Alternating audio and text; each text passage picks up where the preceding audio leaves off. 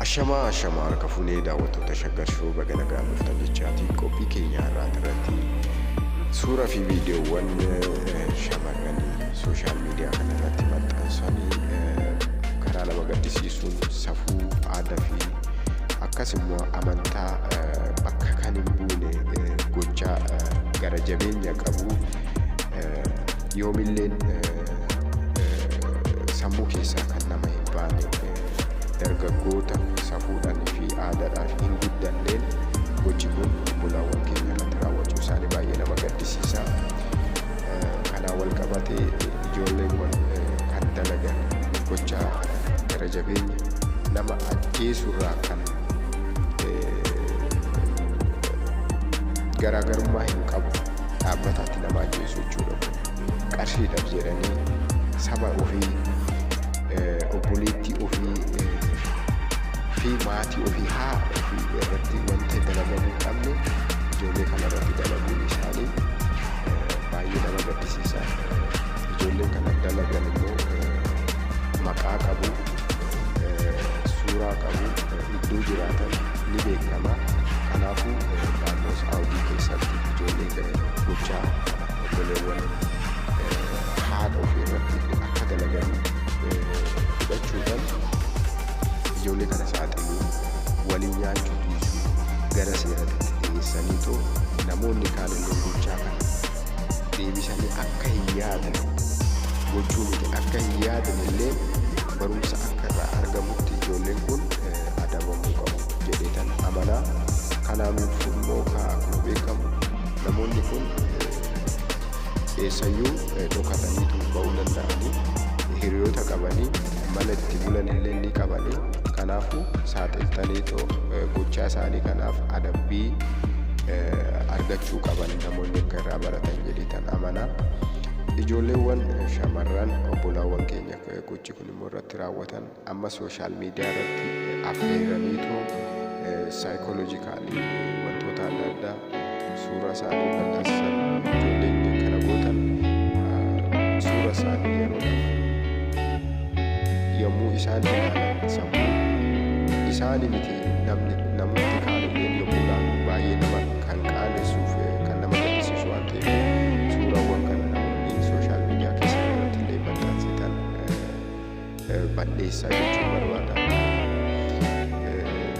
Ijoolleewwan kana deeggaranii immoo si waliin hin jiran obboleettii kiyya haadha tiyya jedhanii gorsaan maddii dhaabbataniitoo deeggarsaan gochuudhaan cinaa dhaabbachuu akka qabu maaliidhaaf saayikooloojikaalii ijoolleen kun hubamaniiru aadaa safuu cabu waan ta'eef ijoolleen kun sammuudhaan illee tuqamuu waan danda'aniif gorsuu, jajjabeessuu wantoota adda addaa kanatu barbaachisaa. Kanarraa kanaaf immoo akka sooshaal miidiyaatti namoonni gochaa akkanaa kana yommuu raawwatan saaxiluu warra gochaa kana raawwatan saaxiluu seeratti dhiyeessuu kana baruu qabna. Gochaan kun hiriyaa kiyyaa saba kiyyaa jettanii tokkos godhuu barbaachisu. Kan raawwatame aadaa cabsan ijoolleen kana godhan safuu cabsan akkuma beekamu hundumti keenya naannuma adda addaa Oromiyaa keessatti illee dhalatanii guddannuuf haala naannoo itti guddanne san keessatti seera namoonni seera san cabsan dubartiin kabajaa qabdi haadha jechuudha. Haadha ofii irratti wanta dalagamuu hin qabne ijoolleen kun kan dalagan. Mee ijoollumti amma suuraa obbolaawwan keenya maxxansan kun suuraan haadha isaanii, suuraan obboleewwan isaanii osoo haala kanaan maxxanfamee maaltu itti dhaga'ama? Kana hubachuu qabna. Maaltu natti dhaga'ama? Suuraan obboleettii tiyyaa, suuraan haadha kiyyaa yoo sooshaal miidiyaa kanarratti ba'e jenneetoo yaaduu qabna. Kanaafuu namoota akkanaa sooshaal miidiyaa irratti illee ijoolleen kun ba'anii waan dubbataniif meeqatu jira mana keessatti sammuu isaanii tuqamanii akkamittiin kana gadi ba'ee dubbadha maal naan jedha namni jedhaniitoo ji'a ji'aan baatii baatiidhaan qarshii dhoskaadhaan kan irraa fudhatan meeqatu jira sooshaal miidiyaa kana irratti otoo hin ba'iin sammuu isaanii kan tuqamu hojjetanii isaaniif kan kennan. Kanaafuu ijoolleen kun barumsa akka irraa argatan miidiyaatti illee ba'anii anis akkanan ta'e jarana na gargaara jedhanii akka miidiyaatti ba'an illee jarri amma maqaan isaanii fi suuraa isaanii dargaggoonni gocha safuu hin qabne kana raawwatan miidiyaa irratti ba'an kun yommuu isaan adabaman kan ukkaanfamanii tolleen amma qarshiidhaanis baay'ee sammuu isaanillee tuqamee of dhoskanii jiraatan hedduu waan jiraniif isaanillee gadi ba'aniitoo naaf ga'aa anis akkanan ta'e jedhaniitoo ijoolleen baay'ee jiraachuu waan danda'aniif garanumaan naannoo isin jirtan keessatti idduma hojii keessanii jechoota akkanaa suuraa keenaa ergii ani baay'ee si jaaladha si malee akkanan ta'u ijoolleen baay'ee keessattuu shamarran goyyomfamuu qabdan jaalalli namni si jaalatu tokko si waliin lubbuusaa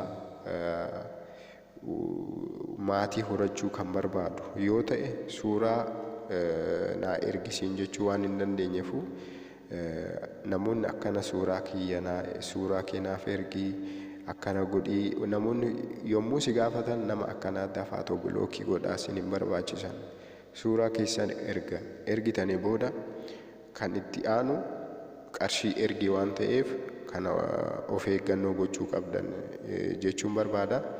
Baay'ee namatti ulfaata gochi akkanaa keessattuu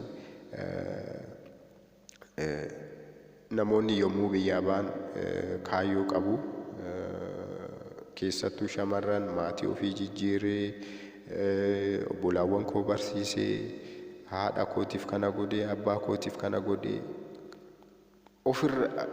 ofirra caalaa maatiidhaaf jijjiiruu kan barbaadan keessattuu isarraa kanaaf immoo jaalalli akkanaa yommuu itti dabalamu saayikooloojikaalillee hubamuu waan danda'amuufu of eeggannoo gochuu amma danda'ametti namni tokko wantoota adda addaa sin gaafachuu waan danda'uuf jaalala fakkeessee jaalalli jiraachuu ni danda'a garuu karaa suuratiin kan wal qabate suuraa naaf ergii akkana ta'e yommuu siin jedhu namni tokko bilookii godhi yookaan gorsi yoo waan jaalattus ta'e kun kana ta'uu hin qabu jettee gorsitee namni sunoo deebi'uu danda'e yaaluudha malee na jaalata maan godhu jetteetoo suuraa kan argitu ta'e itti aansee qarshiidha.